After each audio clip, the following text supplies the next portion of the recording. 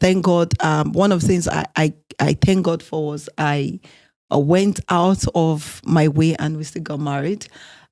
He did not want us to get married because he was not looking like the son-in-law he wanted. He had and they no look car. at money though, right? It's about money, right? Absolutely. He had no car. Yeah. His family, there was... The first time I visited him, I was just dressing simple, palm slippers, yes.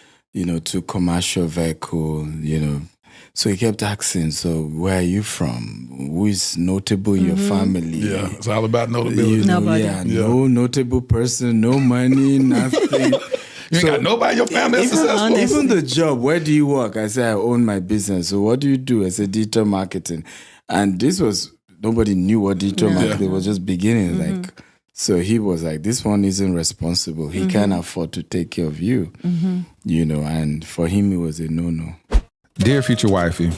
Okay, scripturally, the Bible says your Father has already designed and purposed you. I experienced an invitation of God this morning. So you got to become an elite decision maker. Elite decision maker. He said, because you are one fleshly decision away from losing it all. Etched in my mind is what true submission to Christ looks like. I gotta maintain that secret connection I have with God. I'm so full and don't want to belabor this letter. And I understand how important it is for men to disciple men, because if I didn't have that, I wouldn't be where I am today. I've traded worldly pleasures to live a God-centered life. The encounter I just had, I just need to rest in it. Help us to be considerate, creative, and courageous lovers. I love you. Your future hubby.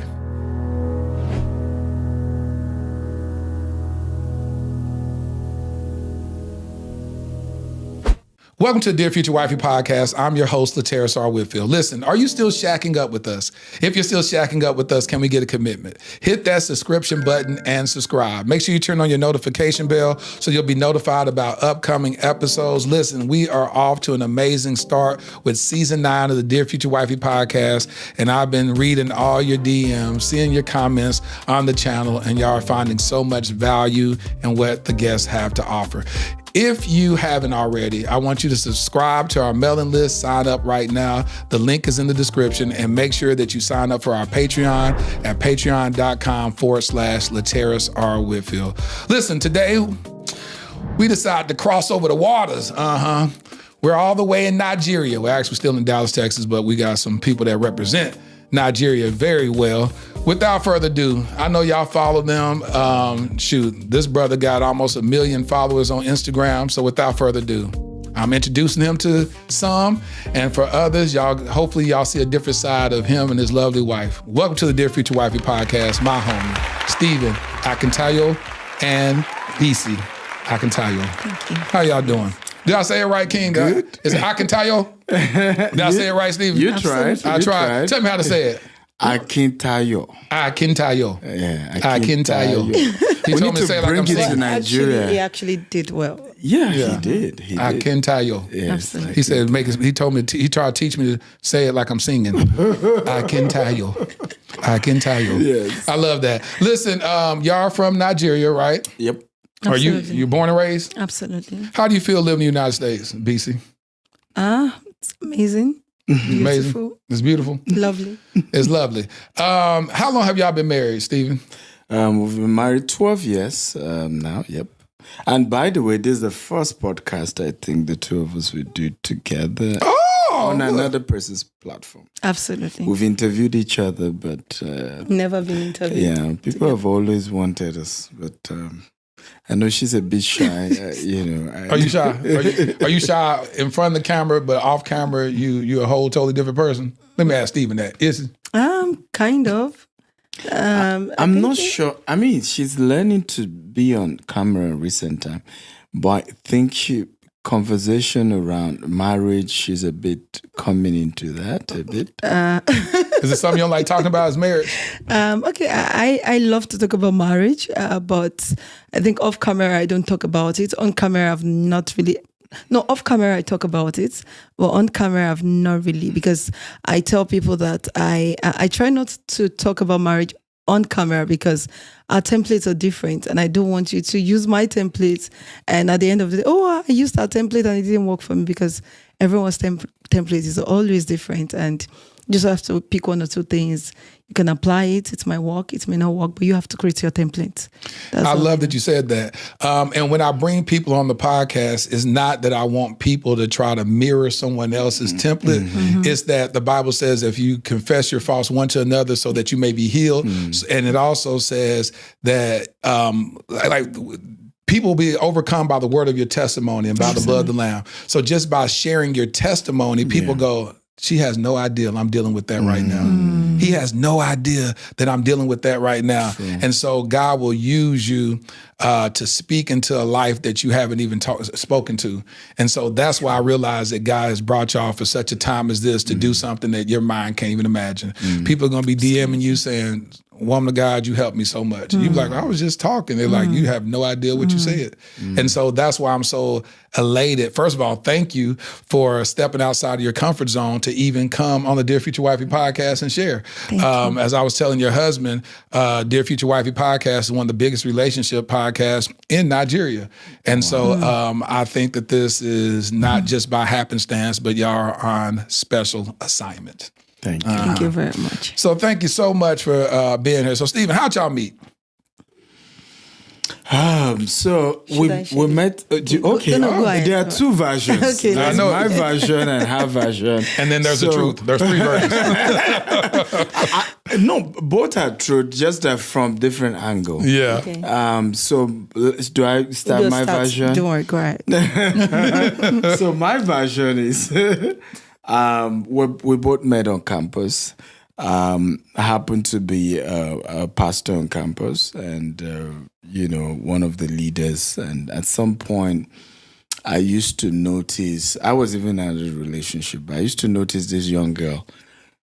She would just, we do a lot of working in Africa, so she would trek and I'm probably coming from somewhere and I'm just seeing in my mind, something is wrong, something is bothering this person.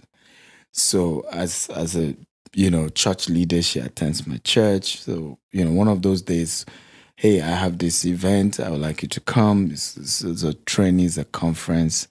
And then, she was like, my sister would not agree. I said, okay, let's go meet your sister. She too attends the same church. So convinced the sister, she attended the seminar. And gradually, I started a foundation on campus as well. We used to work with orphans, and she joined that as well. We had scholarship programs for less privileged kids, and she was passionate about that as well. And she rose to even be a leader in that. And at some point, I became her mentor. It was nothing relationship or anything. But at some point, something happened with my, relationship. And what was bothering me for me was, who can I marry that really fits into my future? I often tell people I wasn't emotionally connected to her, but I knew if I married this woman, I will live long. Really? I will have peace of mind. It was based on that. Really? You knew that? I didn't hear God. Some people say they heard God. I didn't hear God. You heard yourself. I was convinced that this person, and that was why I left the other relationship, was that I said, this kind of pressure will not walk into where I'm going. What kind of pressure was she applying? Just typical, my wife then, my ex, then I could be doing counseling. And then she's like, what are you doing counseling for? How many hours? All of them want to see you. I want to be with you. And I knew I was going to build a global empire. You knew that back then? I knew. I did a 50-year goal plan. 50 years? 50. Some people can't even plan their next week. You did 50 years? I'm in the 16th year now of my 50-year goal plan. So, and I just said, nah, if you're giving me this kind of pressure, I want to be with you all the time. I want to hang out with you all the time. I need to build a global empire. So I then said, who is in my life right now that fits into where I'm going? And she was the picture. And I had a few friends, they agreed. They said, this person fits into who you are, what you're doing, where you're going.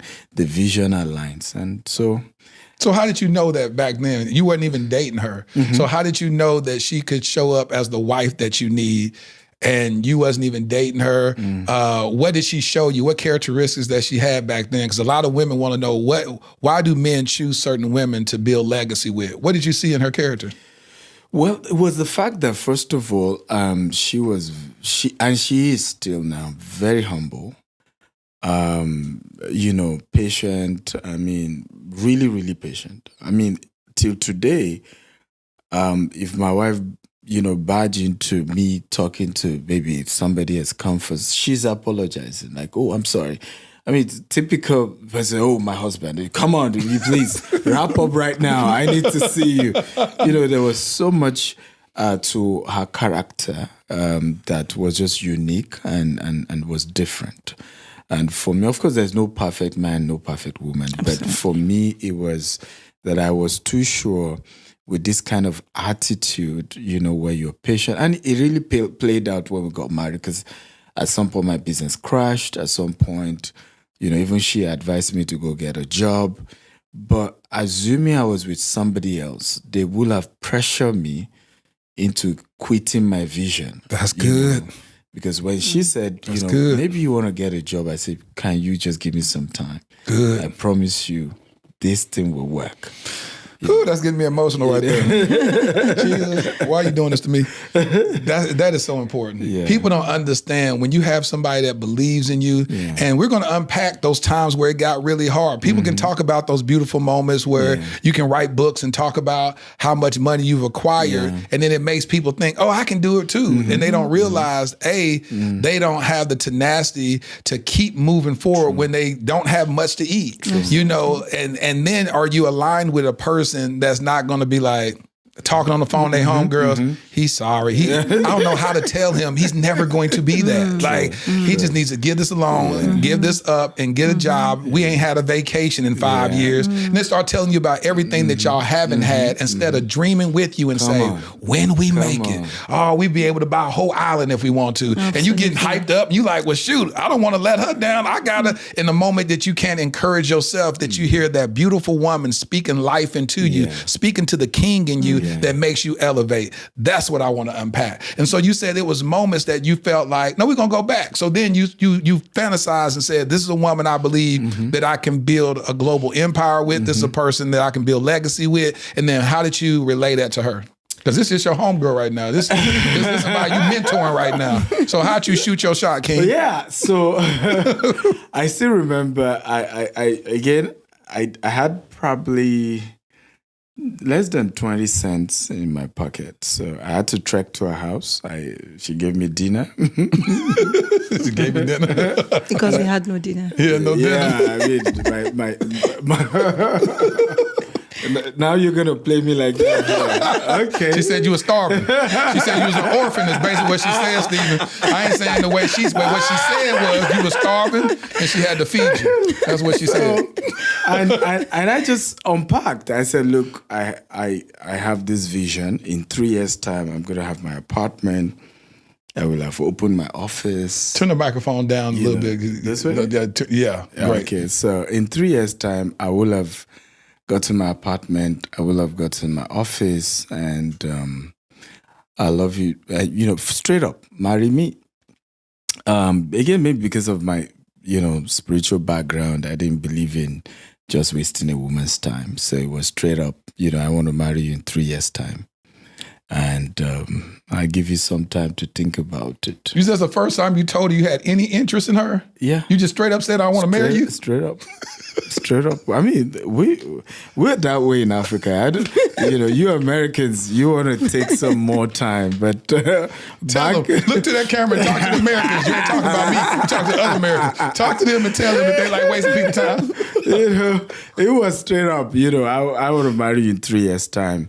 And I can assure you, this will have been ready, this will have been ready. And that was it. What did you think hearing that, PC?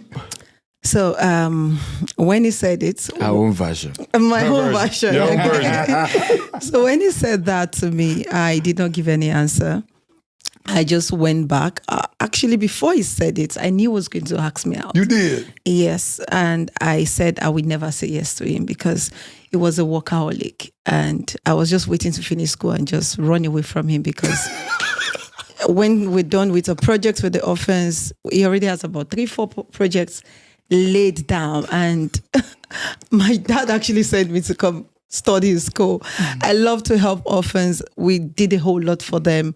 And it was really amazing. One of them recently got married last month. I was so happy to see that she got married. Good. And a couple of them as well that we kept in touch with. They're doing amazingly well. So I was just looking for a way to just run away from this man after school.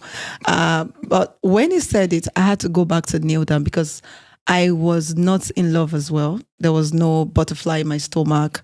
You didn't have no time. Was He no just told you. feelings. The first time he done told you he cared about you and saying he's gonna get married to you in 3 years. Honestly, Yeah, I he liked told you him you- because yeah. he was a great leader and he was actually a mover. I love the fact that he knows where he was going and how we actually also, prior to that, apart from the first conference it took me to attend, there are several conferences he ensured I and some other people attended while we were in school. He just loved to impact people, loved to see people grow. We would have breakfast meeting as students by 6:30 a.m. We would attend and he would share some business tips with us. It worked actually, those tips he was giving to us. And my business was growing as a student as well. What business did you have? So I had a business selling jewelry. In short, from selling jewelry, I actually started selling clothes. Then I helped him sell with his own business as well. I would see his items in his room. I'll just pick it up and go from room to room, from dorm to dorm. And sell his stuff? Selling his stuff, yes. Wow. Asking, knocking on doors. Do you want to get some nice DVDs? And they're like, yes, I want it. Some will say, no, I got so many no's. And of course, but I just enjoyed it. I just love to do that. So that was an aspect you liked about her, huh? You missed that part that she came and she can go produce income. No, I think she started up after we started dating. No, I think it was before. Are you sure? Yes, Start it was selling your before. stuff. It was became before. your first sales rep. Because I did not do that for just even my friends. When I see their stuff lying fallow, I just hate to see people's products lying fallow without it being sold. So I pick it up. I just say, you know what, I'm going to sell this. And you just go door to door and Yes, sell and I it? go to door and I sell some. Some I don't sell. And but did you keep a I'm just percentage? happy. You kept a percentage? No, they never gave me anything. But I wasn't bothered. Well, I actually. gave you. No, you didn't. You never did. But I never complained actually because I just loved it. And I was glad I did it because today I'm also in the same field. So those things I did those days was grooming me to becoming who I am today in e-commerce, in real estate. So if I wasn't doing that, it would be difficult for me to approach people, to network with people. I'll have to maybe pay more money to go learn about public speaking, about how to be a good marketer, how to talk to people. So I went back to God, I knelt down and I prayed and I said, God, I do not want this man. He's a workaholic. And I had prayed before that I know this man wants to ask me out as well. I knelt down and prayed to God and I said, I don't want to. It doesn't look like the TDH guy, the tall, dark, handsome who will bring me flowers. Are you kidding me? As at that time, as not now. Now it looks like it actually. But to be honest, I can't lie actually. Keep it real. Yeah, keep it real. Keep it all the way Ladies and real. gentlemen, fine boy, no pimples. No, of course. Are you I kidding tried. me? I've worked on that actually. I did a good job actually. But at that time, it wasn't. It doesn't look like the man that will bring me flowers. It doesn't look like the man that will take me out on a date. It doesn't look anything close to it because I wanted all of these things. I grew up in a family that I can't say there was love there. I didn't grow up with love. Although my dad said he loves me, but I did not grow up seeing him loving my mom or my stepmom. So for me, I just wanted someone who could love me. And I wasn't seeing that in this man. It was so much of a workaholic. So, but when I prayed, I heard God saying, not God was speaking, saying to me to go ahead. I had an inner peace and I had a voice. I can't really say it was 100% God, but at that time I knew I was hearing a voice to say to me to go ahead. I did not love him. I did not want to marry him as at that time, but hearing that voice just made me to say to myself, okay, why don't you give it a try? Because prior to even going to God, I'd say to God that I wasn't going to be in a relationship while in school. I wanted to do well in school. I felt relationship was a distraction. How old were you when you say in school? How old were you during that when time? when we started dating? Yeah, when you were saying that, I don't want to be married. Oh, how old was I? I was 16 when I made that plan. Or when I made that vow that when I get to school, I wasn't going to date anyone. I was just going to focus on my studies and come out strong. At this point, when you were praying whether to date me or not, how old were you? How were you there? As at that time, we started dating when I was 19. So I was going to turn 20. So we started dating. Are you sure? Yes, in my second year. Because we married. You were 23 when we got married. Yes, but I was going to my second 3 year. years, so you were 20. I was going to 20. Okay, go ahead. You're about to turn 20. Yes, I was about to turn 20. So you're 20 years old? I caught you young. He got you a little younger. So for me, it was, and why I did not also want to date. And one of the things for him that he really did before we even started dating was I never wanted to get married. So that was. You never wanted to get married at all? No. I hate marriage. I hate the weddings. I hate everything that has to do with relationship because I'm from a home that I never saw love, like I said. Then the people around me, it was, I said to myself, is this love? If this is love, I don't want to experience it because it makes no sense getting married, having my emotions battered, then having my face with some punches. And I love my face so much and I wasn't ready to get that. She said having my face with some punches. So that's what marriage represented. Absolutely. So for me, one of the things he did was it was getting me books. It was taking me to families that relationship that worked well on campus. And I saw how the man respected his wife. I saw how men allowed their wives to fly. Then I intentionally moved close to couples who were older, not younger. And I saw respect. I saw genuine love. So all of this actually now reframed my mindset that you could be married and fly. You could be married and you can have the best of your life and your husband is having the best of his life. And the fact that my parents' marriage failed doesn't mean that my marriage was going to fail as well. So for me, I finally said yes to him. How long did you take? It didn't take time because he didn't give me time, actually. So he was just direct. 24 hours. I want the response fast. By the way, she was the only woman I gave enough time to give reply. Typically, are you sure? You give me answers immediately. Immediately. So, and I told her that. So what was time? How long did you give her? The next day? Maybe a week or so. Oh, really? But I told her, I said, a few days later. Yes, I told her, I said, I mean, I will give you time, but typically I get my answers. I mean, you should have known, since we've known each other for a while, whether you. But she said the most of the time she known you had a girlfriend. Yes, and he had a girlfriend, so I was even angry with him. He ended the relationship with her, so it was strange for me. Even when we started dating, he would sit there, I would sit here. It was what should we be talking about? I don't understand what we should be doing because this is somebody who has been my mentor. I never thought of being in a relationship with him. So it was really strange. I was so stiff in the relationship. In short, I think at the point I almost broke up with you. I don't know. You asked us to break up. Because you're so uncomfortable. Yes, it was so strange at some point because I couldn't understand what we were doing in the relationship. And like I said, he only bought me flour just once. Can you imagine? Just once. Got me, and he bought me bar soap. Bar soap? Yes, as a gift. You bought me bar soap, remember? You bought me bar soap as a gift. Did you ever tell him you wanted flowers? Cut the tape. You bought me bar soap. Cut the tape. You can imagine welcome to our marriage counseling. This is our first marriage counseling episode. This is going to be the therapy we're going to do here. He bought me bar soap. So Stephen, so you bought a bottle. Did you ever know that she wanted flowers? Let's talk, King. Did she ever express to you what she wanted?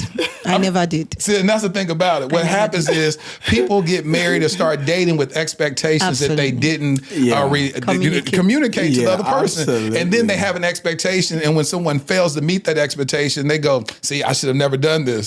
Just tell me what you need, and then see if I'm willing to give. Absolutely. And that's what's so bad about it, because you see that in so many marriages or dating relationships, instead of saying, and women have this idea theology. Well, if he the right one, he should know. Yeah, Jesus know. That's the only person that can read your mind. I cannot read your mind.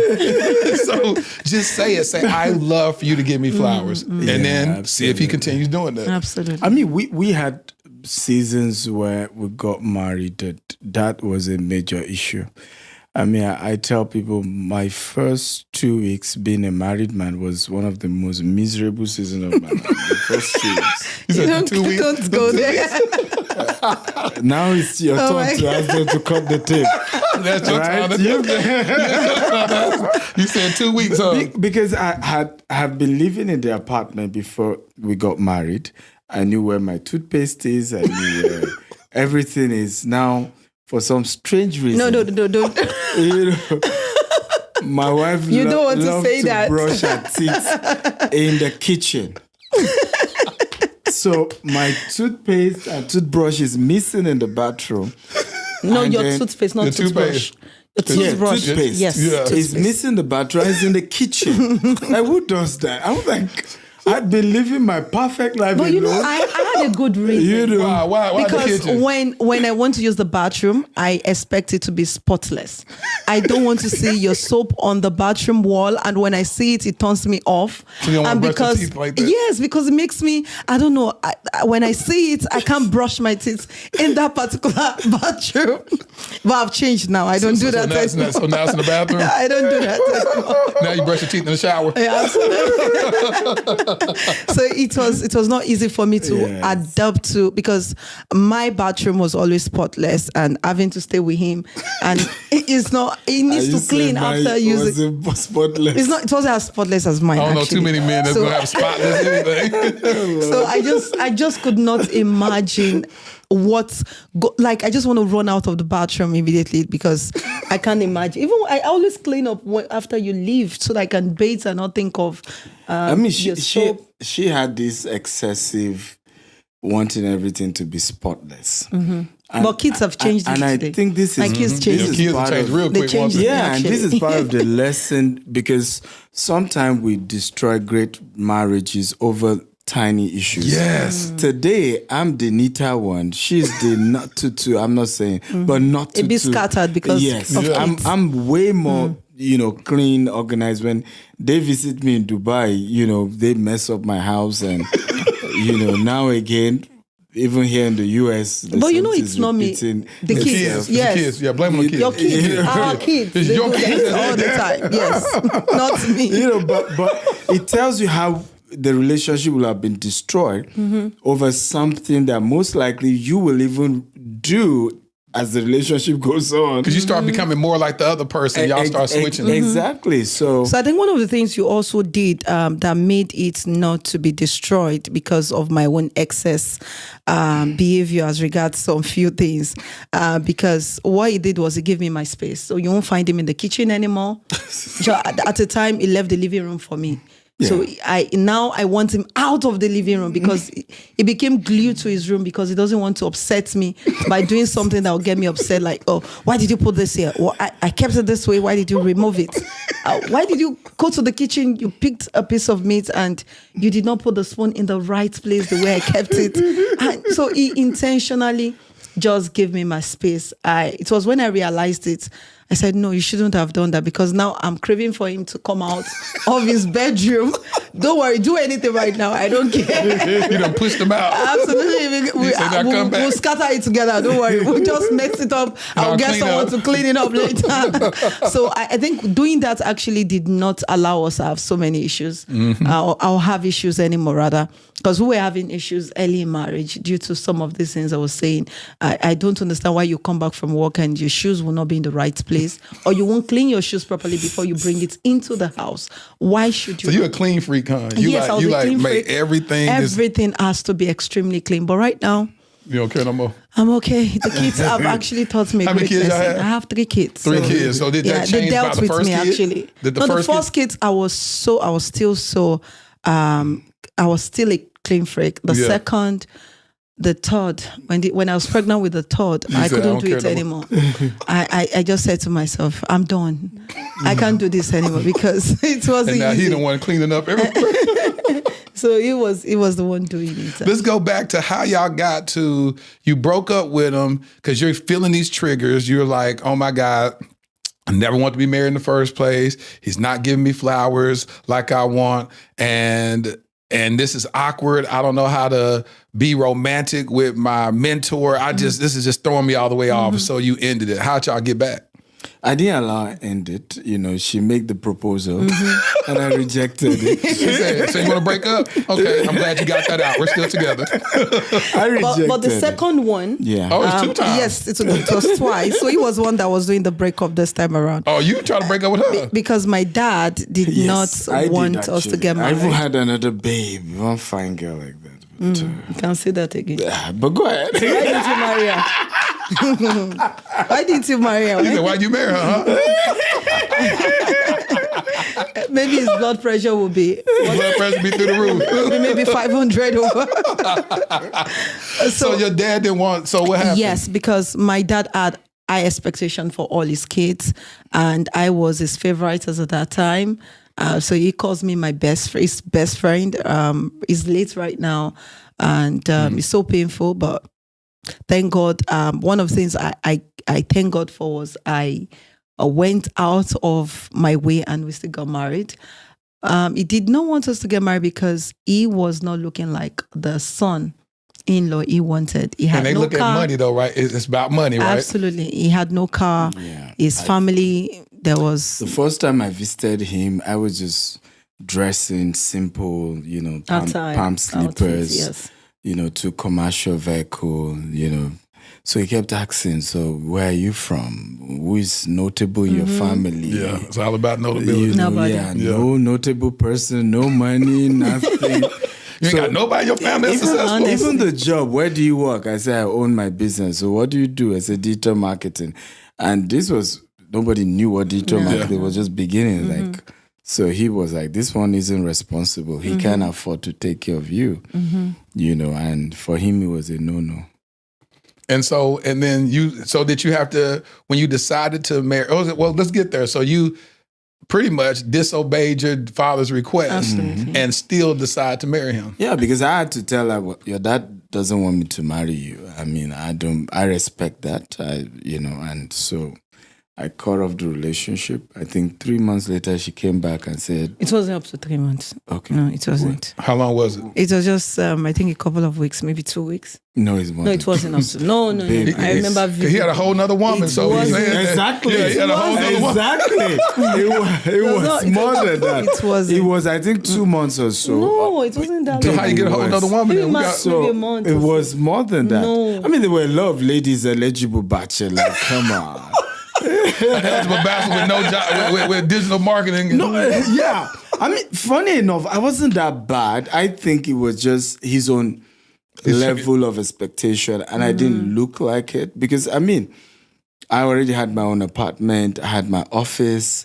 Yes, it was still upcoming, because I prioritized. Even then, if I had wanted to buy a car, I could have, but I prioritized opening a good office, having a good structure above having a car. And then, they look at the outward, the car, the this. So he was judging me based on that. And so I had to say, let's end it. So I think she came back. So I want to know, based on your custom. Yeah. So basically, if the father says, hey, you don't have my blessing. Yes. As a man, you're supposed to say, I don't have the respect of your father to marry you. Absolutely. I mean, it's the right thing to do because, I mean, you will also have daughters one day. Yeah. I mean, you want to respect his wishes. But she came back and said she's convinced other members of the family. Okay. Except for the dad. Her mom was on board. A couple of other people were on board. Our dad's older sister was on board. I mean, it was almost everybody was okay except the dad. And she wanted us to continue. And, it was tough because at that point, my own family were not ready anymore. They were like, if the dad say no, then what are you doing? So, again, to convince my own family member, a day to our wedding, I had to go to my family house, inform all my siblings that if you don't want to come for the wedding, no crime. I'm the one getting married. whatever happened in the marriage, I'm not going to come knock at your door and complain to you. I'm going ahead with this. If you guys say you're not coming, that's okay. Because some of them started saying they won't come. Is it compulsory? I mean, you don't need to marry her, don't let her, and all of that. And it's funny that 12 years later, no third party has ever solved issues for us. We've never had to knock on anybody's door to say, well, we made a mistake. Can you solve the problem? Can you, Even when there was no money. Yeah. Literally no money, no food in the house. She was pregnant and nothing. For days, no food, For days. So no family member got to know. Let me ask you this. When you met the father that first time, was that the official knock at the door? Yes. And I think because I met her mom's best friend, so our best friend also had similar issues. She wanted to get married immediately after college. And, the mom said no. So it was her dad who persuaded the mom to accept and even brought gifts for the wedding. Yeah. Literally took over the wedding. So when she met me, so she then said, when I said, look, I'm ready, let's get married, said, my dad wouldn't, I can't even tell my dad, but my best friend mom, I can take you to her. So we visited her. She now said, no, I mean, he helped me with this kind of situation. Yeah. I can't have his daughter having the same thing and not help. So she was the one that took me to him. I said, today we must see him. And then I had to come, and I wasn't prepared. I would have probably rented a car, tricked him a little bit. I would have deceived him a little bit. I would have, looked the parts, but because I wasn't planning to see him, so I just came as you were. Yes. Like you come to church. You can't go to him like you come to God. You better.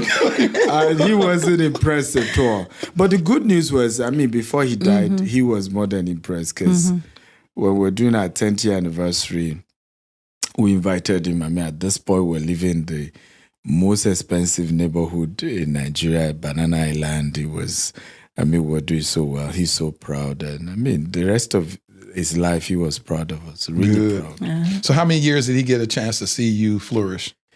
That was 4 years. So 4 years, he was able to look at you and be like, yep, that's my son-in-law. But did he start talking to you after 4 years? Because he was still not talking to her for a long time. No, it was 4 years. We celebrated his 60th, remember? But was it 4 years after the wedding? I'm not sure. No, not after the wedding. It's 4 years. Live. The past 4 years. Yeah, the past 4 years before he passed. So that means 8 years into the marriage was when he finally, at that point, she started traveling globally. She was on TV, things were working, and he was proud, But at first, and he was seeing you as well. Yeah, he saw more of you as well. Yes, he saw. Did you have to give him any type of diary before y'all got married? So after, the story is really, really, it's a big lesson, even for fathers to be a bit patient on things like this. Because after we had our first son, which was his own first grandchild, at that point, my business I was doing well, even before I got married, started crumbling. We believe in a lot of superstitions back at home. So people said, maybe it was because your father-in-law didn't give blessing, go beg him. So I took my family, my dad, everybody, with his first grandchild, to go beg him. I was lying down on the floor begging for 2 hours, and he was angry. He was yelling. If my daughter had died, I would have made sure, even if the court says you are not responsible, I'm going to bribe the warders to poison you. You're going to die. Wow. He was all angry. And we kept begging, and so at that point, he still didn't accept. And so I remember when my pastor said to me, you've done the right thing. Yeah. Right. At this point, just move on. Yeah. And I can assure you, God will bless your home. And that was what happened. Years later, he was now the one that came back. Yeah. That's beautiful. And I'm glad, thank you for sharing that, because I know certain stuff like that is very difficult to share, especially in his demise by him being, he's not amongst us anymore. Yeah. And then to be able to share that in front of his daughter and not feel like you're attacking him per se. I know it's an uncomfortable thing. So just thank y'all for being present, because it taught me a lot too about the custom, about what y'all come from, how much honor is important in the Nigerian culture. And so, and unfortunately, in a lot of American, especially African American women's lives, those that don't have a father present, they can't even understand what you're talking about. Yeah, they be like, shoot, I don't care if my dad don't care. All right, I can talk to him. He wasn't there for me since I was born, so it don't matter. But it's good to know the role of a father and that he honors his daughter so much and she honors her father. But when it comes in a way of love and based upon them, it's not, in your culture, it's not about love. It's based upon provision, you know, and honor. And like you said, does he have any people of noble people in their family? Yeah. Because it's based upon the optics of it all. And that's why the marriages last longer. You know, because you're not just, I mean, I incidentally, my friend is out there, the same thing, he's been married for 31 years. 31 years. And I was like, how did you guys meet? He said, well, parents had common friends and then they introduced us and that's it. He's like, all right, y'all get married. He's like, all right, I ain't attracted to, I ain't attracted to him. We're going to get married and make the best out of it. And he's 31 years, but from our perspective, that there's so much support system. Yes. You know, even when they had their children, his own parents were around to help raise the kids, our own parents were around. And those things help, you know, to manage the period of crisis when you guys are still understanding each other. You know, there's enough support system. And I think that's part of what we're lacking, not just in America, but even it's happening now in Nigeria when you don't take seriously the role of your in-laws, the role of, because typically in Africa, you're not even marrying the girl, you're marrying the in-laws. Yes. Family. We believe strongly that, look, there's a word that says oro lano. Literally, it Oro means lano. Oro. Ni ano. Oh, no, hello. You said something real in the back of the throat and I couldn't get that. Translate that. So it means And it means what? It means the in-laws are literally like a deity. Like a god. Right. Wow. Yes. Mini god. You know, so your in-laws are like a deity. You really have to respect them. You really have to do a lot to make sure they're okay. And don't typically, like when you have a kid that your in-laws, you know, the mother could come live with y'all for about, you know, a year or whatnot to get you on your feet or whatnot. Is that a thing? Yeah, it's a thing. I mean, if It depends. It could be 41 days, yes, with 3 months. You said what, 41 days? So for some, 41 for some, days. like for some, if 3 months. Yeah, if you have a new baby, so either party's parent comes around. Did y'all do that? Yes. Okay. Yes. Because I know you said y'all were struggling financially when the baby was born and she wasn't eating. Would y'all tell my nobody? mom did not stay with us for 41 days. No, she just stayed for a few days and she left. Not for 41 days. She stayed for a few days, and so she didn't see the struggle. No, she didn't. And y'all were too prideful to tell her. I know, not prideful. We just had the agreement. It was just the dignity. We had an agreement that nothing goes out of this home. Yeah. And because personally, I was so young, I was just 23 when we got married, but I had surrounded my life, myself, even till date, with marriages that were working, older marriages. And none of them told me, or did I see any of them going out of the home to have a third party come in. I have a very close, one of my adopted moms in my life. She's the one bringing in the money to the family. She sent her 2 kids to one of the best schools back in Nigeria. Yet, she would honor her husband as if her husband is the one bringing the money in the home. The way she talks to him, sometimes the way she takes her husband to travel outside Nigeria with her money. Yeah. But never for once did I see her disrespect her husband. So those things made me realize that I have to honor. Then I also had to look keenly into some families as well who honor their pastors more than they honor their spouse. And I said to myself, I don't want to do this. If I cannot honor my husband, then I won't honor my pastor, because I see that my husband is the head of the home. So if I would respect my pastor, I should give my husband more honor than my pastor, because this is the pastor, the priest. That's what the Bible says. He is the priest over my home. You better preach, BC. So I said to myself, if I do not honor this man and the way I carry this man as well, will be the way my family and my friends will carry him. So I intentionally do not want to tell my parents what we're going through, because I know if I do, they would talk to my husband in a rude way that he cannot provide for me and our son as at that time, and the people around me as well. So intentionally, when we were going through tough time, when we wanted to have our first child, we did not even have money for the antenatal. I did not even have money for the delivery items to take to the hospital. And the first clothes I ever had, baby clothes, was the one my mom bought, and said, you know what, I saw this nice piece of clothes and just add it to what you've bought. I did not tell her I've not bought anything. And I was almost 9 months due. I was 8 months plus. And I said, oh, thank you so much. That was what my son wore for his naming. Because I had to, in the hospital, it was 2. One in the hospital, the other one in the naming. Then I had to, I think I got some money. I think less than, it was up to $10. I went to pick some clothes that were fairly used. And I bought that for my kids. I washed them, I anointed them, and that was what I wore for him. But because I'd learned from these older couples, and that's the problem we're having today. A lot of people surround their lives with marriages that are vague, marriages that are not working, social media marriages. They want to pattern their life around such marriages, whereas you're supposed to look at marriages that are working, older marriages, people like that. Have them around your life. Let them be your mentor. Let them be your guide. Marriages are never smooth. It's never a bed of roses. I was never this way when we got married. I was boring. I was not fun to be with. But I was waiting for him to also change, forgetting that I need to change myself. So I needed him to do so many things. I needed him to confess to me that he loves me, because he doesn't know how to confess it, that he loves me. But I did not even know how to communicate this, even though communication was one of the major things we said we're going to do in the home. So one of the things I had to do was to now begin to learn how temperament has to do with marriage, because I was a flag male and he is a male call. Now his choleric your choleric has dominated your male. Like you said, I used to feel his choleric was on the high side.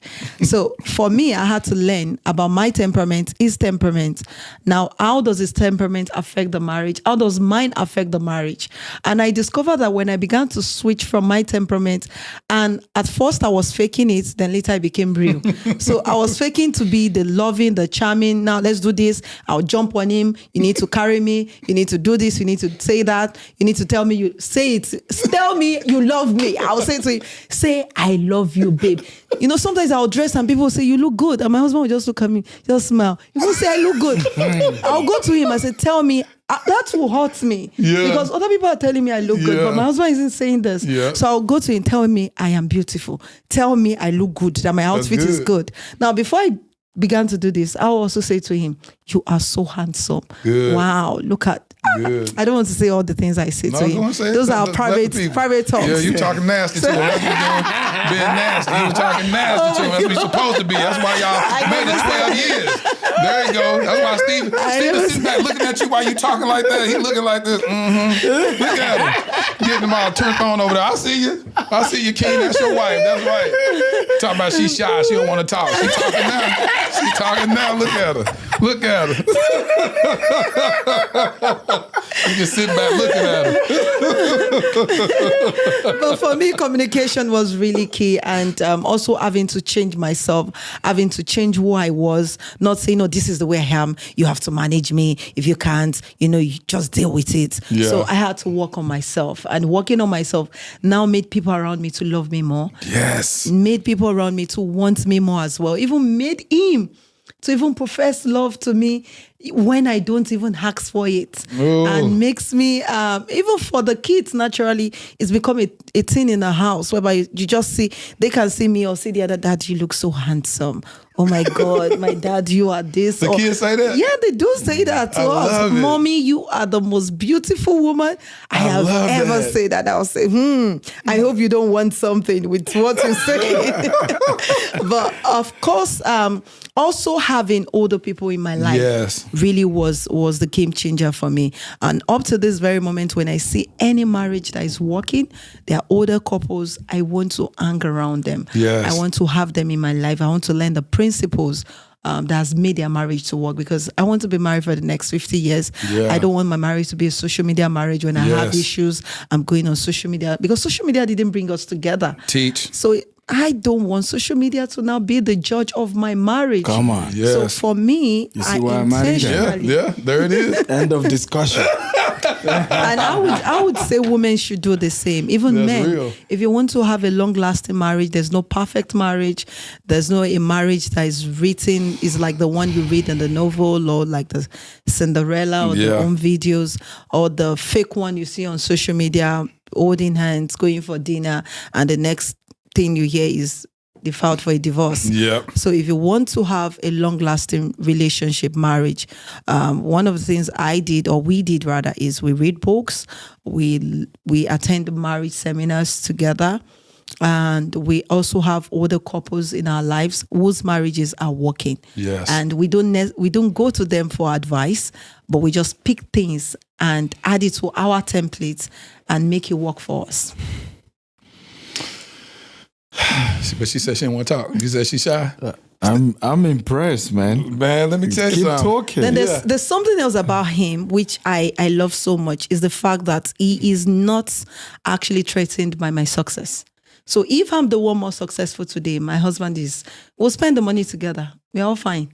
Yes. So he's not threatened. And that's one of the things I believe every woman should look out for, especially if a choleric woman who is a go-getter, or even if you're not a choleric woman, if you're a go-getter, never marry someone who is threatened by your success. That's real. So as long as I am successful, it's fine. He sometimes he would tell me I'm not doing enough. Let me ask you this, though, Dr. Stephen.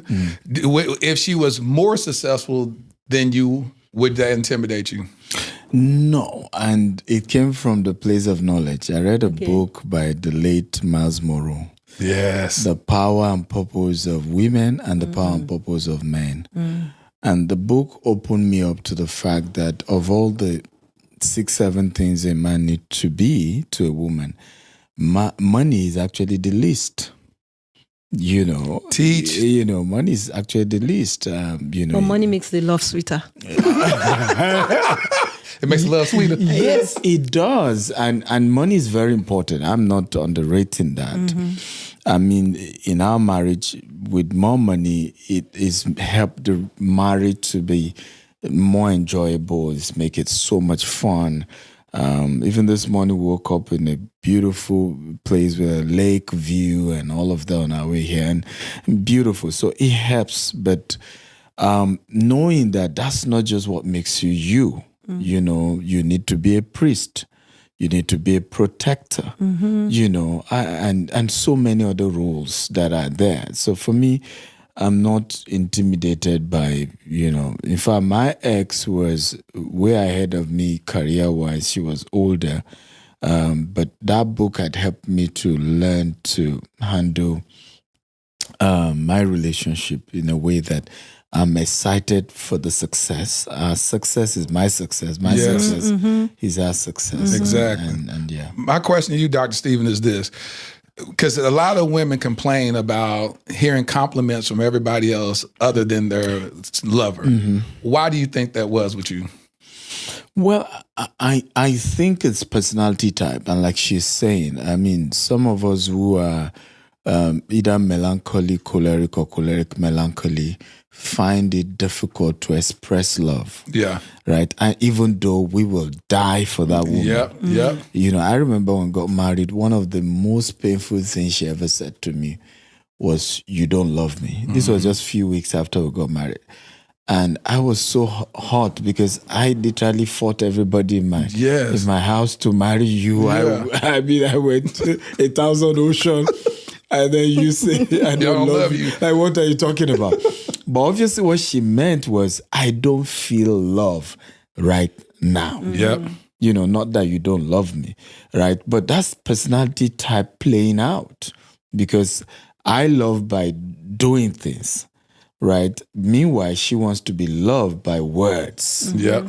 You know, words of affirmation. you know, and So that's where the 5 love languages come in. She's saying you can go provide, you can go buy a big old house, you can buy diamond rings, a Bentley, Rolls Royce, and an airplane. And she'd be like, say you love me. Exactly. Bro, you see what I gave you? That means nothing I've to me. said the love with what I sent it. You went to Chanel, I sent it. No, you didn't say it. Yeah. You could have saved all this money as you just said you love me. Absolutely, I agree. So it's a personality thing, and I've seen so many marriages fall apart just based on personality types. Yep. And I don't think you need to cut the relationship because you have different personalities. You just really need to know even the different personalities an edge, is an advantage. Yes. You know, I'm for example, the spender. I'm the go take risk, start a business. You know, she's the conservative. You know, we need to look at this well. And if you then understand that it's two strengths that is needed to keep things going. We all can't face the same direction. I've seen marriages crash because the two parties are go-getters. And then nobody's helping to take care of the house. The kids are suffering. And so your differences is an advantage. It's not a weakness. You know, my good friend Kariga Bailey said differences aren't deficits, and I never forgot that. I like that. Shout out to Kariga. He was on the episode first season. He said differences aren't deficits because we also look at it like that. You'll look at a relationship and then look at it like, oh, there's something wrong because you're not like me. Exactly. And be like, no, the fact that you're a go-getter and a visionary that can go make money, and then she can sit there and be like, now we can go ahead and save some money and do this. She gets the best of both worlds. You get the best of both worlds. You go and make it, dream. She gets to go and build the nest egg and take care of the family. And she also she has business acumen as well. So it's like it's the blend of the beauty. But that's like you said, people not realizing that would cause the demise of the marriage. They'd be like, well, I need you to be like me. I would have never done that. And be like, but God didn't make you marry you. And if you want to marry you, you should have stayed single. Absolutely. And one of the things I've always reiterated is, and I think this is very, very important if you look at it, that you cannot change your spouse. That part. You only can change you. She said that at the beginning. You know, she said she kept trying to make you exactly. And I see this oftentimes. I tried that as well. And after, I think at the third year, I said, you know what? I'm done. You know, I'm going to make me better. And you were going to enjoy your life. So whether I like it or not. Yes, and he wants me to travel with him. I'll say, no, I'm not going. Let's keep the money. No, let's save the money. Let's use the money for something else. Why should we waste the money to go travel? Oh, that's why you said you was boring. You said you was a boring person to be around. Because you said I was a boring person to be around. I was boring, actually. I was a boring person. I was very adventurous. I want to see the world. You know, and then, no, you stay at home, see me, look at me, I'm enough. He's like, I can see you in Dubai. So exactly. So at some point I say, you know what? I'm done, right? I'm gonna, because the day I will be on my deathbed, I don't want to blame any mortal man for anything I've not done in my life. Not one person. That's good. And I told her I would never blame you for that. So I'm going to live the best version of my life. It's left to me too. Whichever part you want to join me in, I'm okay with that. You got the open door. So in that moment, he gonna see the world. Was you getting envious? I wasn't. You didn't care? No, I didn't care. When I decided to join was when it was calling some figures. It was making money, and I said, "You can do it. You're more pretty. You're more beautiful. You can do this thing. Why are you not standing up to do it?" Then finally I got up and I actually did it because my why became stronger. I wanted to send more people to school. I wanted to, because of our charity work, and people were coming to me. There were fewer people. Now I have more people always coming to my DM now. So I just did not want to go to him every time I need money. Because growing up as well, I saw how a woman would ask for money from her spouse and how a husband would, didn't I give you some money a few weeks back? And, you know, she can't do anything without her husband. So for me, I wanted to now make my own money because of these reasons. And when I saw him making money, and I said to myself, my wife is strong enough now. I need to make my money. So I used to just be a housewife, a homekeeper, a homemaker rather. I just want to have my children, but I'm very cautious, be very amazing, just be wonderful kids, raise good kids and godly kids. But I said, this time around, we need to make some money. And so let me ask you this. Did you even articulate, because you're speaking from a place of trauma, when you say, I don't want to be the woman that has to ask her husband, did you feel comfortable asking him for some money and just say, keep me $5,000 in the account that I can do what I want to monthly? Because growing up, like I said, I saw how my stepmom would ask for money. And see, so it's a place trauma. of trauma, yes. Yeah, but you didn't even give him an opportunity to show up however you want to show up. I didn't, because I wanted to also show off, actually. I bought this, I did this, I did that. And I discovered when I was trying to show off, he didn't care. And when he didn't care, I just discovered, come on, for 3 months, this man didn't ask, babe, what do you need? Because you're showing off that you have money. So I had to relax. I had to go meet her. I need some money. I need to keep my money. I need to also build some empires like him. BC, what was you buying? What was you buying to show off with? I could just decide to change the furniture in the home. I could decide to actually maybe buy a new TV or buy a fridge or something. I could decide to change the room decor. And you just do that. He'll come home and keep on going. Yes, so just keep, nice. I love it. Oh, we need to bring more guests into the house to come, and that's all. And they won't say, how much did you even spend? Let me just give you half of it. So I stopped showing off, and I'm not going to show off again. Dr. Stephen, you didn't care. You didn't care. He didn't care. So I told myself I have to. Even the home front, I'll just do everything, buy groceries, not asking for a dime for 3 months. And he traveled. Normally I would, babe, my account has not been credited. Oh, I'm sorry, I forgot. But this time around, he forgot. I did not remind him. I was enjoying my life. I was feeling like a big girl. I have my money now. Make him good money, and he's also enjoying himself. But I said, you know what? At this point, and he will say what? Oh, independent housewife. Oh, you're a big girl now. How you say, Stephen? Independent housewife? I use that word in most of my videos. That I used to be a dependent housewife. Now I've moved to an independent housewife. I said I used to be a full-time housewife. Now I'm doing business. I'm making my own money. I said, well, since you're making your own money, I mean, you're an independent housewife.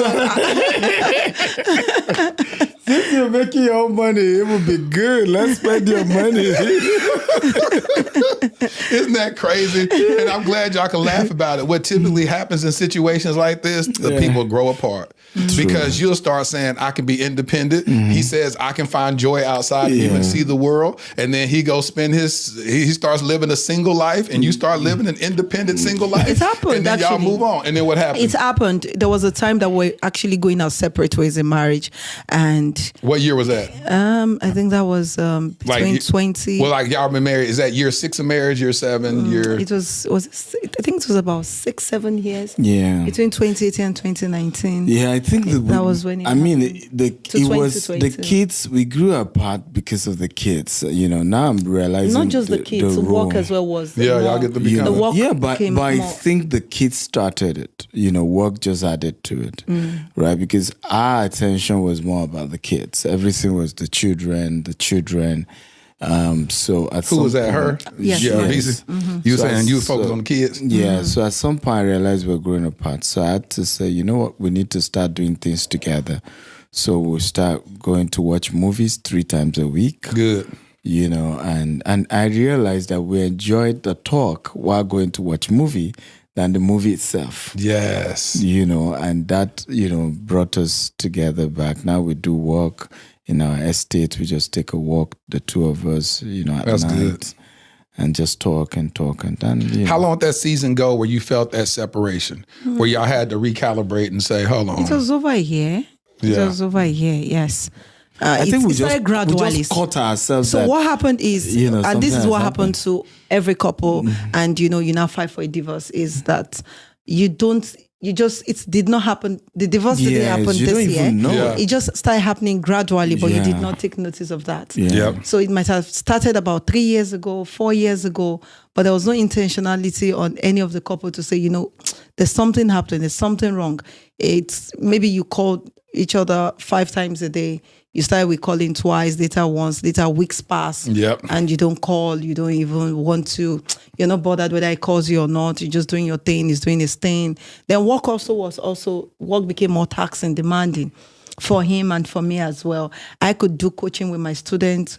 I have a coaching program. I've coached over 10,000 people. 10,000? Yes. And I could do coaching with them till 2 a.m. I had no boundaries.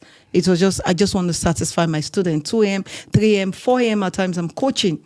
So I Because did you're doing not stuff set, over the world too, right? So you have to get different time zones. That's why absolutely you're doing different time zones. So I did not set boundaries. So it was affecting me. It was affecting him. It was affecting the kids as well because I couldn't give love because I wasn't love as well. So I was not actually loving my life at that moment. So there was no way. Let that sit. I need people to get that because that's a beautiful sign of accountability. Yeah.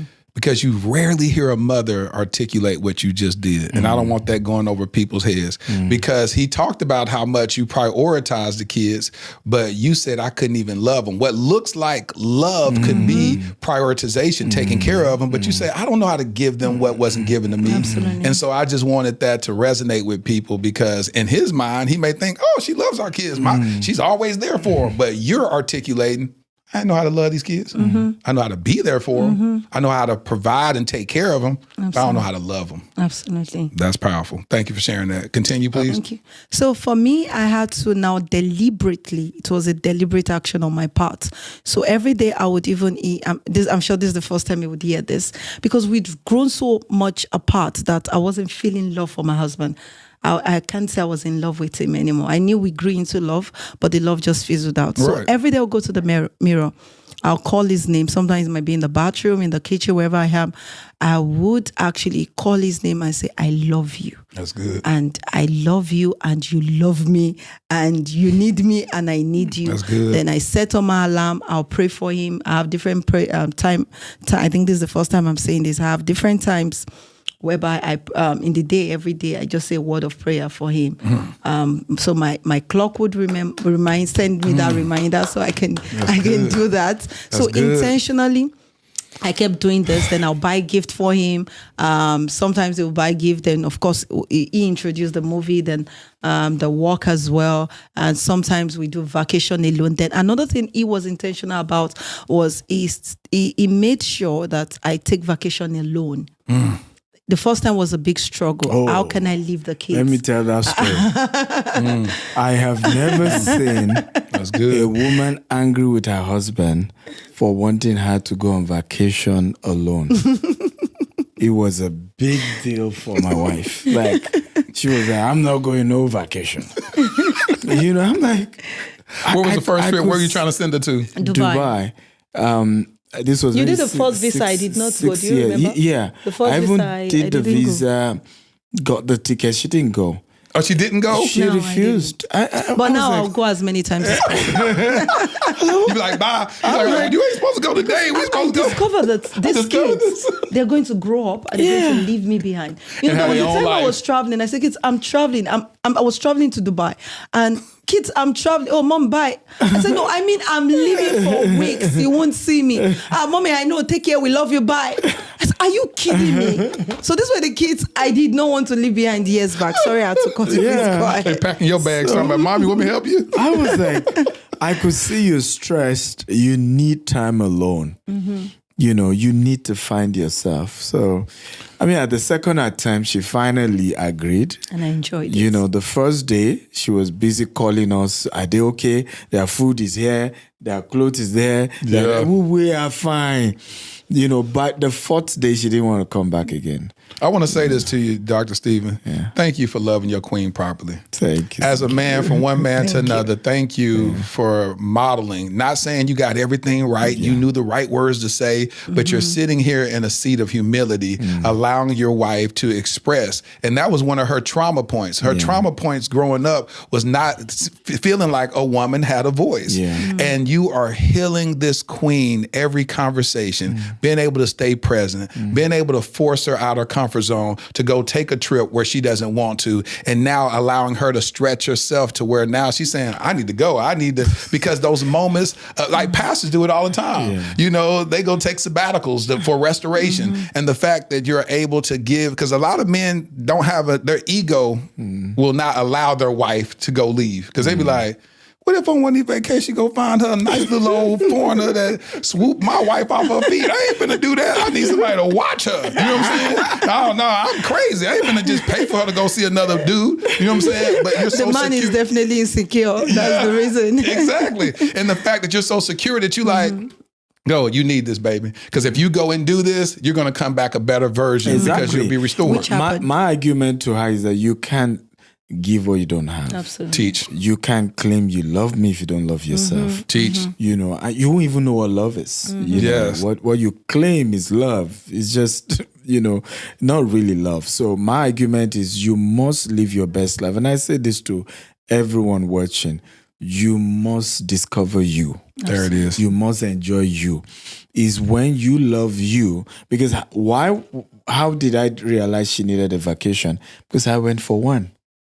And I enjoyed it. I enjoyed being, you know, able to just, you know, refresh myself. I said, no, my wife needs to taste this too.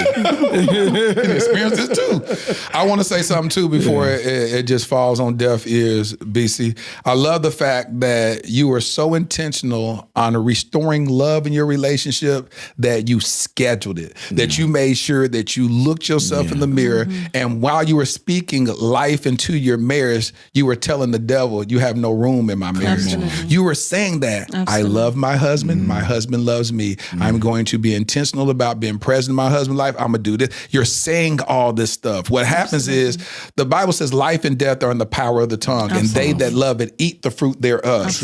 And so we can talk to our homegirls and homeboys, my wife getting on my nerves, my husband this, I think I married the wrong person. You can give life to that, or you can give life to you and God, and the devil on standby listening. I love my husband. I love my husband. He loves me. And you begin to affirm, because remember, your love language is words of affirmation. So you don't have to wait for somebody. Thank you, Holy Spirit. Thank you, Holy Spirit. Thank you, Holy Spirit. Your words are, your love language is words of affirmation. Instead of waiting on your partner to give you what you need, you can speak to yourself. It's an old song that I remember that says, sometimes I have to encourage myself. It's an old song that we used to sing. And so by you're sitting there saying that, you're encouraging yourself, and you're speaking to yourself in the greatest way that you see love in your love language. And so that is so powerful. And I thank you, King, for being able to be present and allow her to say that and not be like, hold on, you had to convince yourself that you love that. You had to, hold on now, all this stuff I was doing, I done did this, I done did. That's the first thing men do. Toxic masculinity will try to tell you what I did for you, which invalidates why you feel the way you feel. Think about it. Hold on, how you gonna tell me you had to convince yourself you love me? I done bought you this, I done got you this, I done got this nice house, put you in the best neighborhood in Nigeria, I done did all this, and you have the audacity to convince yourself that you love me? Now, disrespectful that is? Ego. Instead of allowing you to be present and be like, this is what he did. He said, thank you, because I got my wife. He's watched other people get divorces. He's watched other people lose legacy behind this. He said, baby, whatever you got to do to keep us together, fight the devil, war with the devil. We wrestle not against flesh and blood, but against principalities in high places. The Bible says one can chase away 1,000 demons, but two can set 10,000 demons to flight. So he clapped his hand and said, come on, baby, keep warring. Keep warring. Keep fighting for our legacy. Keep fighting for our kids. Keep fighting for our marriage. If y'all want to give an offering, y'all can send an offering to me. Exactly. I think Pastor. we're ready in the studio to just give an offering. I agree here at this point. Man, 'cause y'all bless my soul right now. Y'all bless my soul, because a lot of times people see y'all and they see the money, they see the success, they see the businesses, and we ain't spent too much conversation talking about that. Because what truly matters is that none of this would have existed had this not existed. Absolutely. Because y'all are purpose partners. You said it best at the very beginning. You said, I had to think about the woman that I need in order to build what I need to build with. That's not going to be a headache. That's not going to be stressing, talking about, oh, Lord. Like I even asked, I said, that didn't bother you that he was seeing, flying around the world? She's like, no, I didn't care. Oh, be with a different woman. Oh, be with a different woman, and you get on a flight without her and see what happens. See if you come back and you got access to your house. Like, where's my key? I noticed the key to my house. What happened? She gone. Or you come home and the whole house empty. Yeah. And you like, where is my wife? You're talking about, oh, no, you wasn't worried about me when you flew off to Dubai, did you? I'm gone. And I'm taking half. So you have all that type of stuff, but God gave you the right woman. Yes. That's the reason why I'm so encouraged, is because you didn't have nothing. This is not a tale of somebody that, he had all this money and everybody was in agreement. Because a lot of times we think that if God is a part of it, every man has to be in agreement. Yes. That man has to be. Now, if it's God, now your daddy would have been okay with it. True. Your so-and-so would have been okay with it. What if it's God and he don't need nobody permission? I mean, my argument is that God stopped forcing, people together from Adam and Eve. There it is. Because, Adam practically accused God of forcing Eve on him. He did. He said, the woman you gave me. Absolutely. Right? So my argument is, if you're still waiting on God's voice and say, my son or my daughter, that's your husband, go chase him. I'm not sure he want to get into your business. No. But whether or not, whatever you have, you can make it work. Yes. You can make it work. You can come together and that's the story. And that's why oftentimes both of us restrain on too much relationship conversation, because no relationship is the same. Right. And no one template, work across board. Absolutely. But one thing I know, if the two of you are hungry, committed to make your marriage work, it will work. Absolutely. It's all about the two of you. Absolutely. Nobody else. You and God. The two of you and God, it will work. We spend too much energy, too much attention what somebody is saying, what my in-laws are saying, or my cousins are saying, what they said about you, what this person said about you. Imagine, had Dad even literally asked her, somebody said, tell me the marriage you've ever seen that worked. Absolutely. You're just so crazy about wanting to marry this guy. Give me one marriage that worked. He didn't think of his own marriage? Of course. Oh, it didn't work either? He admitted that his own was struggling. But give me one. Why are you so crazy about I want to get married? That's deep. But she was convinced that, and I give her a lot of kudos for that level of conviction. Yes. And I'm happy that at least the best I could, I've helped to make it worth it to the best I could. Yeah. I'm not perfect, but, to the best I could. And I think that's very important. Once the two of you agree, and I say this often, never marry people who are not ready to fight to keep in their life. Don't do it. That part. Don't do it. That part. Don't do it. He did fight a whole lot for me. Actually, you fought several people. I think that also built my confidence a whole lot in also defending him, because if he can fight for me, why am I not to fight for my spouse? You better teach. So you did fight a lot for this marriage as well. So you did a whole lot of work. So thank you as well for ensuring that we build a beautiful home, and we're still building a beautiful home. Thank you. Let me ask you this, Dr. Stephen, as we wrap up. Have you balanced yourself out a little bit more of being a workaholic? Since that was one of her initial triggers? Yes, tried actually. Yeah, he's tried. Yes. My method now is called integration. Okay. Yeah, integration. So this trip, for example, out of Houston to Dallas, I had 2 assignments. I had this 7,000 acres, I'm checking I want to buy. You said 7,000 acres? Yes. Of what? What you about to build out there? Of land. It's a farmland. I call it land banking. So, and it's down this way. And so... First of all, you're not going to just throw out no numbers like that, like we talking about. You said 7,000 acres? Yes. So I'm buying 2,000 out of the 7,000. So you land bank, you're not going to develop it. You're just going to hold it. We're going to live for another 5 years, and then, it's one of the powerful ways to build wealth here in America. Of course. Globally, actually, not just in America. So I have that business. I have this podcast, so, hey, why not come together, all of us, the kids, and it's become like a road trip, We stay in a very beautiful resort somewhere, burned, but beautiful. We had a great time. We're here. What city is that? What city is that land in? And Kaufman. Oh, in Kaufman. Yes. That's a good city. Yeah. It's a place in Kaufman, beautiful by the lake. Seated on 500 acres of land. Yeah. You said what's 500? The property is sitting on 500 acres of land. Are you talking about where y'all staying at, the resort? Yes. The resort. Yes. Are you finna buy that resort? Yeah, it's a place like that, it's 19 burn or something. Beautiful on the 500 acre. So you went to stay there originally and then decide to buy it? No. Well, I'm just saying integration. Integrating marriage and I have work. this podcast. I had to go check that property. Right. Now we had to stay at a resort together. Okay. Yeah, last night we did a road trip down. Okay. Went to check that very early this morning. You see the integration, right? Yeah, you bringing the kids with you and just saying we're going to spend some quality time together. Exactly. So I try to do that now more, Even during the vacation, it ensures there's always a trip we actually do have together, because he knows he's not always around. Even when he's back home, he doesn't really have much time to spend in the home. But vacations like this, we get to spend time together. They get to talk together. They get to gist and ask questions.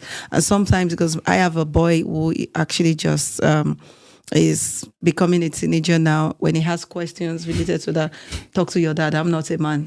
Talk to him. He has answers to all these things. I've never experienced stuff like all this the stuff before. that this young boy is experiencing. So it makes them kind of bond together. Yeah. Oh, daddy, this is what I'm feeling. This is what, in my time, you dare not talk to your father about these things. You sort it out Which is a yourself. trip, isn't it? It's like we expect the kids to learn masculinity, but the father never even talked to him about it. He had to figure it out from his homeboys, and he learned the wrong way of doing everything. Absolutely. So intentionally, I would. For me, integration is what I've had to do, and I'm getting there. Work, business, family. Yeah, I integrate everything. We just get them involved in everything. And I think it's important, because one of the things I've also seen is situation whereby people build wealth, but they never involve their family. They never involve their kids. The kids don't know. Yesterday, we had the property in Houston, 99 acres. We needed to do the survey. The surveyor was on site. I just ran there with my daughter. I said, okay, so you help me take pictures while I'm doing this.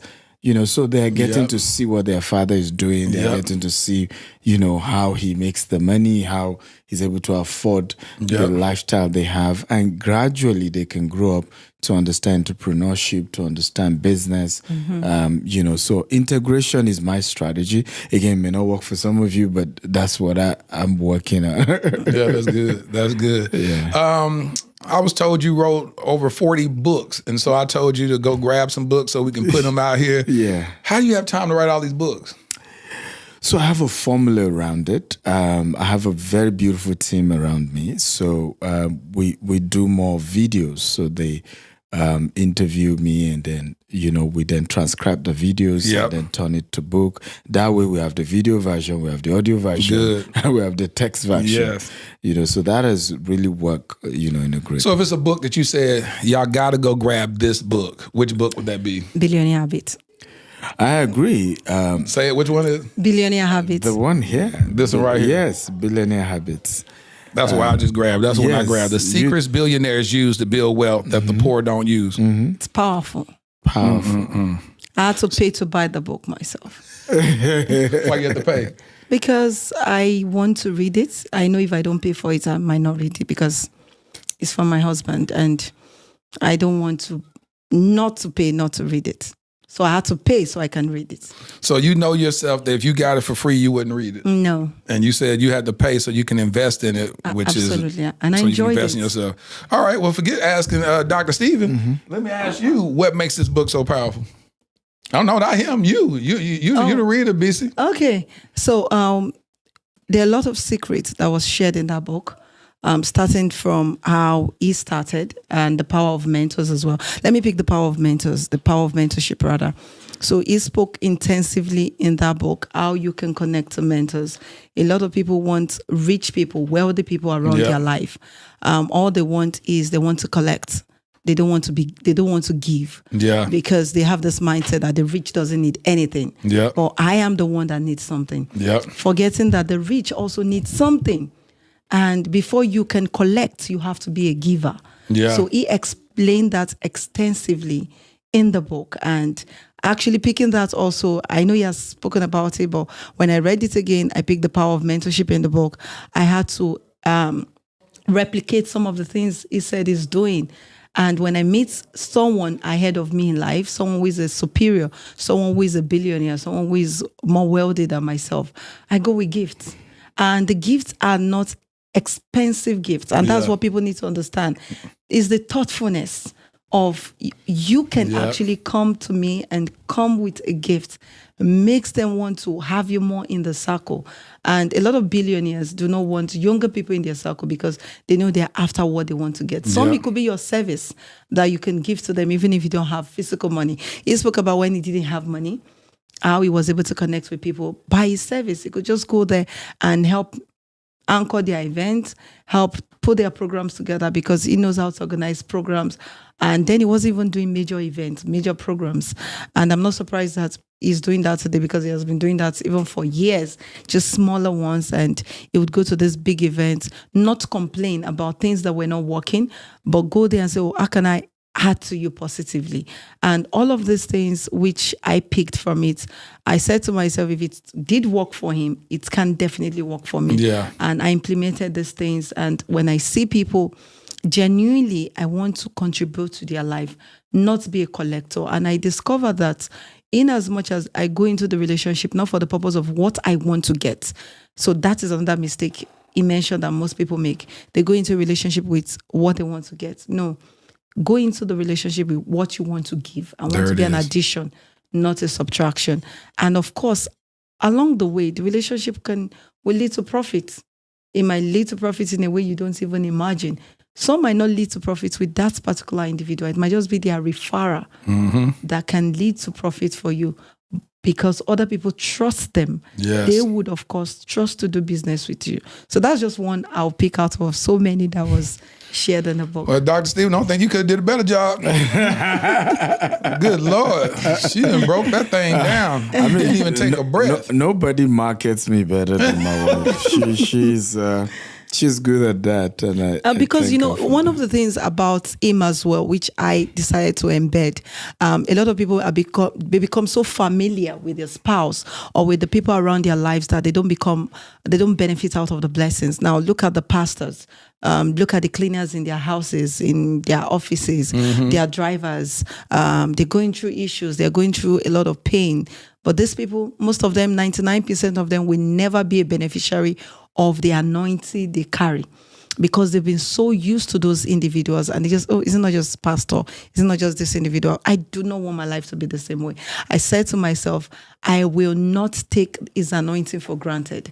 I want to also convert and get what he has, have an auction. It might not be everything, but at least have a bit. And the way I can do that is not be too familiar with his anointing such that my blessing will depart from me. So when he teaches, sometimes his videos, I can stay glued to his videos, watch him over and over for 4 hours. There was a time I was speaking and I was training, and he was training on what actually I am more vast in. And I see when he's done with the training, more people will feel like, oh, he trained, he did fantastically well. And I'm like, I know this better than this man. So why am I not doing this better? So I had to study his videos. I had to learn from him, watch his Facebook Live, watch his YouTube videos. I could watch it 4 hours every day for some time. I think I did that for almost a year. And there was a time I'll hear my staff say to me, you're speaking like Dr. Stephen. I said, no, I'm not speaking. I'm speaking like, say, no, man, the way you just spoke, you spoke like Dr. Stephen. And why? Because I've studied him. Yes. I did not joke with the fact that I'm his spouse.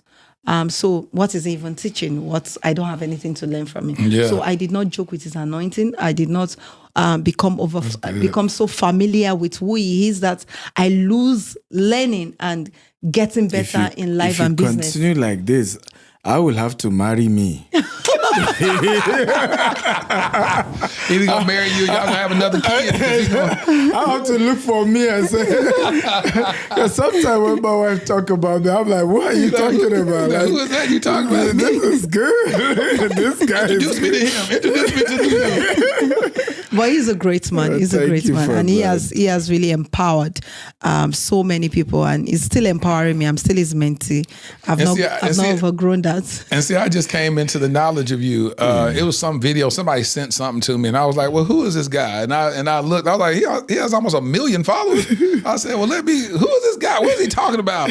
But I couldn't find anything relationship wise, and so I said, "No, it's a story here." And so when I first started talking to your publicist, was that you? I was emailing back and forth. Yeah, and she was like, "Well, his wife won't be present." I was like, "I want the wife." I said, "I don't want him coming by himself. I want his wife because I know as a man you cannot get to where you are without her." So he's cute. True. I can talk to him. He's amazing. He's dope. I said, but what I want from him is not this. I don't want the business from you. I want this marriage. Wow. I want the gems that you've learned that you can pour into me. That y'all, and I know I need her to be able to speak from her vantage point, so I know how to care for my future wife properly. So I know my blind spots and say, all right, make sure that I continue to affirm her. Make sure I say this. Find out her love language. Make sure that I meet her not the way I want to give love, but the way she receives love. Oh, I'm watching this king. I see how he's moving. I see how he cultivated this relationship. I see how he prioritized his own emotions and said, listen,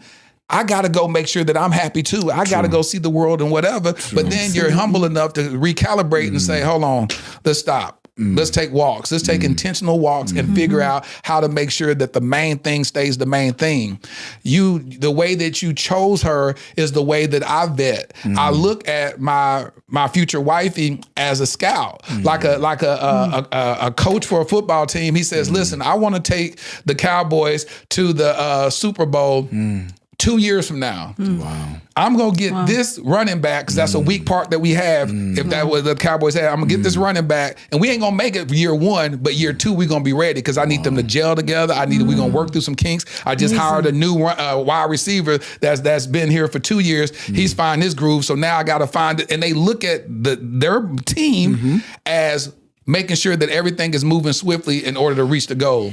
If you don't date with that same mentality and understand marriage, that's why you're going to be going from marriage 1 to marriage 2 to marriage 3, because you're not learning anything. You're not looking at your own self, your own pain points, your own blind spots, and saying, what do I need in order to cultivate the best version of me? And what does she need in order to extract the best version of me so she can be, like she said this, and this resonated with me. She said when she looked at marriages, she couldn't see women that the husband empowered them to fly. True. That was her terminology, to be able to fly. And it's like saying, so what it looked like to her is that all these beautiful women had clipped wings. That whatever marriage did for them, it was an anchor that didn't allow them to fly. Minus the abuse part that she witnessed. But she's saying just they wasn't being cultivated, as Miles Monroe talks about, to be able to cultivate your wife. She said, that's not appealing to me. I can do bad all by myself. I don't need no man weighing me down. I want to be able to soar, and I want to fly, and I can do that on my own. That's a lot of pain points that a lot of women have. And a lot of women nowadays, especially African-American women, are out earning the male counterparts. So they don't see a value in marriage. A lot of women is like, what's that? I talked to this one woman from Dubai, met her years ago when I was shooting this thing for the Protocol School of Washington. And she said, marriage is just a headache. Wow. She said, I've seen people get married, and she's been married before. And she said, what's the use of getting married if it's a headache? If the man ain't gonna honor you, ain't gonna value you, ain't gonna treat you right, ain't gonna respect you, why get married? She said, marriage, the only thing that a woman can benefit from marriage is having kids, because she can't do that on her own. That's it. So she said, other than that, her experience, her trauma, because her heart was mismanaged by a guy before, that's how she views it.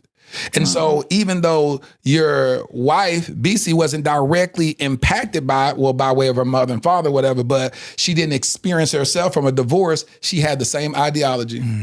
I watched this video, and I'm gonna wrap up. It was this video where they did this experiment of rats, and they had these rats in the cage, and they opened up the cage, and every time the rats got ready to run out, it'll shock them, and they'll go back. And they'll try it again, to shock them. And then it got to a point to where they can leave the cage open and they wouldn't even run out. The experiment went on where the babies of those rats they get put in the cage, never even have to shock them at all, keep the door open, and the rats were, based on trauma, would never even try to leave.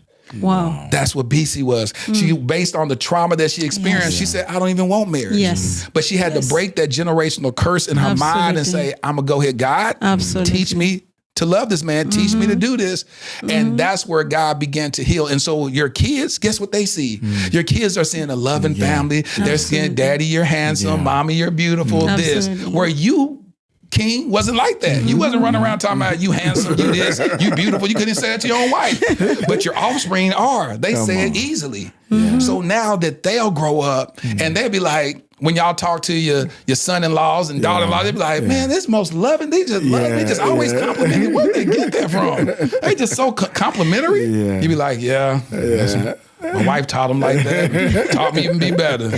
You know what I'm saying? It's like that's what happens. We can heal generational curses because of that. What we end up doing in the Black community is having a generation of generational trauma instead of generational healing. And we talk about generational wealth, but I don't care how rich you become. If you're if your kids are traumatized, then they just got more money to spend on therapy. True. Absolutely. I mean, you've said a lot of great stuff. I mean, I don't know whether I could mention this. We have this annual conference we do. And this year we're bringing a couple, because I'm focusing the conference on people of color.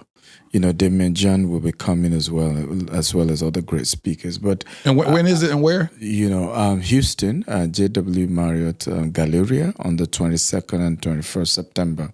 Oh, next month? Yes, next month. I was about to invite myself and have y'all book me, but I was already booked. I was going to book myself. I mean, we'd love to have you if you're not having. I'm going to be in Atlanta doing a podcast with Jamal Bryant. Wow. Yeah. And because I love stuff like that. We're bringing this couple, I mean, they're Indian family, and to share their story. I mean, they have they've acquired over 12,000 acres of property. Wow. Running to hundreds of millions of dollars.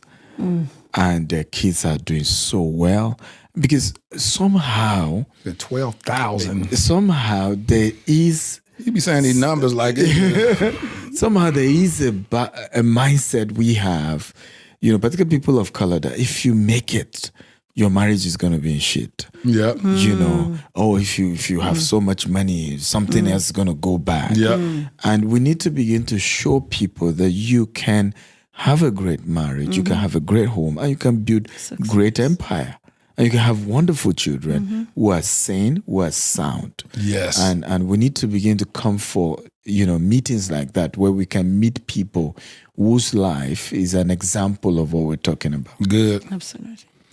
Thank y'all so much for sharing this. Thank you. Thank y'all for being transparent, vulnerable. I know how unconventional this is for Nigerians to be this open. I'm telling you, I ain't crazy now. Very unconventional. You don't hear people from your country sitting up here talking about it, and their wives get to say all this stuff, and you feeling like that can be quote unquote deemed as disrespectful and all that stuff, because honor is really big. And I thank you for modeling that. I thank you for modeling what healthy masculinity looks like. And I thank you for modeling what healthy femininity looks like, where your voice can be heard but not be disrespectful. Absolutely. That you can dishonor, and you said something so key that I want to just say and echo. You said that what we have going on in our home, I'm not going to uncover my spouse to even family members and let them know, because you could oversee or forgive your spouse for something that they 10 years, they still holding on to me. I can't believe he had you with a baby, ain't got no food. You like, we rich now. But I'm saying back in the day, you be like, what are you bringing up? That was 8 years ago. What you talking about? And you like, we over that. I don't know. I still don't trust him.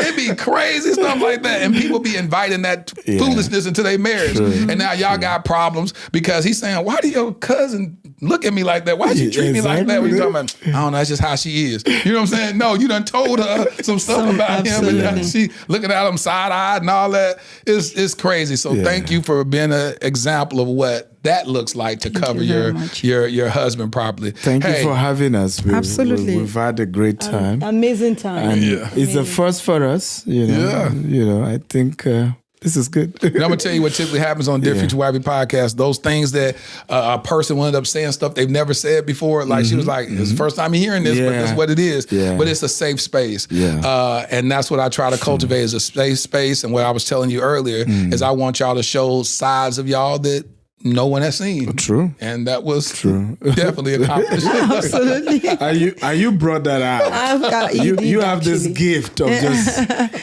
bringing it out. You did actually. We've had a great Lisa was scared to talk at first. Now she in the conversation. She's talking. I told you what's gonna happen. She's shy. She's not gonna talk. I said, watch what happens. Hey, make sure y'all go support. How can we support y'all? Got your book. We're gonna get your book. The conference is important because it's hybrid. You can join from anywhere in the world or come physically to Houston. And how they find that out? Website? What's the www.stephenakintayo.com/GWF USA. It's called the Global Wealth Festival. And there's going to be a link in the description. I'm going to have the link to it in the description. It will be a great time. I'm big now. My goal now is to see people of color build stuff. I have a quote that says, "We cannot end racism until we end poverty among Black people." Right? Because because of my business, I have different people work for me, white, Black, Hispanic, Asian. I'm yet to see one of them that is racist to me. He's going to lose his job. Exactly. Right? So, and if we're serious about building wealth and ending all this nonsense, we need to teach our people how to legitimately build wealth. I love it. Yeah. Queen, what would you like to say? How can we support you? Okay, for me, I would just say that just build a successful home. And when you are building wealth alongside, don't just build wealth, build a successful home as well. So you can follow me on my social platforms, BC Akintayo, and I don't bring my family, talk about a lot of family matters or counseling.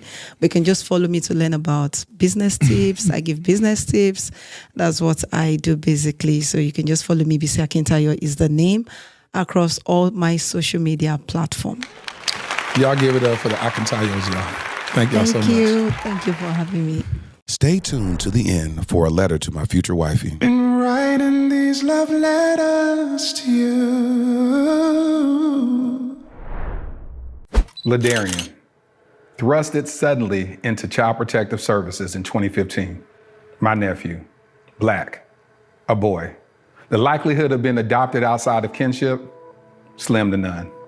Armani, 16 years old, Black, a boy, with 5 years in the foster care system before I even knew his name. The likelihood of ever being adopted, yep, you guessed it, slim to none. While Ladarian and Armani were trying to survive and barely thrive in an overpopulated and underfunded foster care system, I was living my own life, doing well professionally. Having been a single father with a daughter who at that point was doing well in college, it was my time to live my life, right? Wrong. I felt unsettled, tireless, agitated.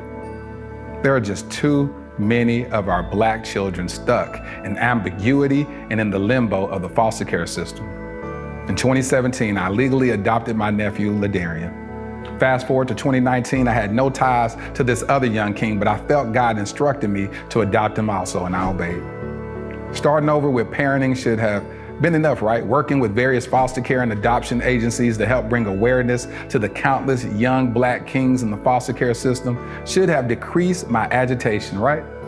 Joining the board of directors of Advantage Adoption, an organization that helps find permanent adoptive homes for children in foster care, should have led to some type of resolve, right? No, not at all. None of it felt like I had done enough. I now realize that every one of those experiences was laying the fundamental foundation for my life's mission, Kingdom Royale. Kingdom Royale will be a luxury, state-of-the-art home for foster boys. Our first location will be in the Dallas-Fort Worth Metroplex. We will utilize the whole person approach that instills identity, empowers them to advocate for themselves, and enlightens them regarding new perspectives and limitless options that they thought were impossible. Though the young kings will attend the local public schools that are in proximity to Kingdom Royale, our at-home curriculum will broaden their worldview through participating in the arts, attending various cultural events, learning about and engaging in multifaceted discussions about current events and even relevant historical context, introducing them to gardening and landscaping and even caring for our animals on our farm and on-site stables. We just launched our Startup Capital campaign with the goal of raising $2.8 million. Now, why $2.8 million? Well, in 2017, I created a web series in which I performed random acts of kindness for targeting the homeless community. One of the most notable successes was that one of the videos went viral, garnering 28 million views. However, one of my biggest regrets is that I didn't raise a single dollar to help in implementing a more sustainable plan for the homeless community. So throughout the years, with much remorse, I reflected on not maximizing that moment. I knew if at that time, just 10% of the viewers donated $1, we would have raised at least $2.8 million that could have really established long-term support for the homeless community, or at least started a long-term initiative to do so. This is my do-over. This is our new beginning. Together, we can attack this at the root by specifically helping our homeless Black boys who are already disproportionately represented in the American foster care system. I'm Laterras R. Whitfield. I've been nominated for 3 regional Emmys documenting my work with the homeless as well as my personal adoption journey. Despite those accolades, the greatest award for me is truly providing the infrastructure for a transformed life. Visit kingdomroyale.com for more details. Crown a king and make a donation today.